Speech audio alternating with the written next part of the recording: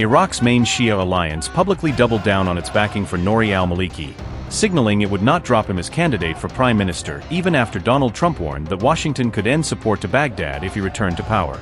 On January 31st, the Shia coalition that holds a working majority in Iraq's parliament restated that al-Maliki remained its choice to lead the next government, framing the move as the outcome of a formal internal vote rather than a negotiable bargaining position. In an official statement, the coordination framework said it was reiterating its support for Nouri al-Maliki as prime minister, stressing that its earlier nomination still stood and that recent external pressure had only hardened its resolve around his candidacy.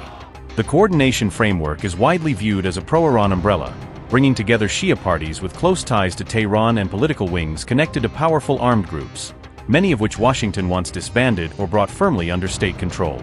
The Bloc insisted that selecting a prime minister is a purely Iraqi constitutional decision, rejecting Trump's warnings as foreign interference and saying Iraq will form its government through its own institutions, while still seeking balanced relations with major powers.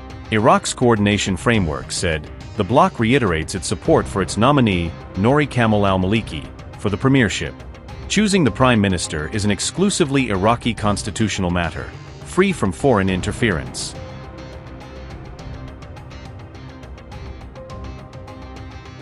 Donald Trump had earlier warned that if Nouri al-Maliki became prime minister, the United States could withdraw political and financial support for Iraq, openly tying Washington's backing to who leads the next Iraqi government. This threat added to a growing list of moments where Trump has personally intervened in other countries' politics, using public pressure and ultimatums to try to shape leadership choices far beyond U.S. borders. Responding on X, Nouri al-Maliki dismissed Trump's comments as blatant American interference in Iraq's internal affairs, insisting that no foreign leader has the right to dictate who governs the country. Al-Maliki vowed he would not withdraw his candidacy for prime minister despite U.S. pressure, portraying his stance as a defense of Iraqi sovereignty and a refusal to bow to external political intimidation. Trump, for his part, has campaigned on confronting and curbing Iran-linked militias and political factions inside Iraq's state institutions, arguing that their influence undermines both Iraqi stability and American interests. Iraq has long walked a careful tightrope between its two primary partners, Washington and Tehran, trying to benefit from both while avoiding being dragged fully into either side's regional confrontation.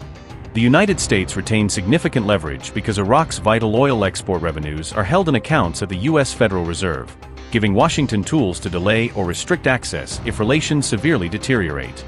That financial arrangement dates back to the post-2003 order created after the U.S. removed Saddam Hussein, when new mechanisms were set up to manage Iraqi oil earnings and guard them from claims and corruption.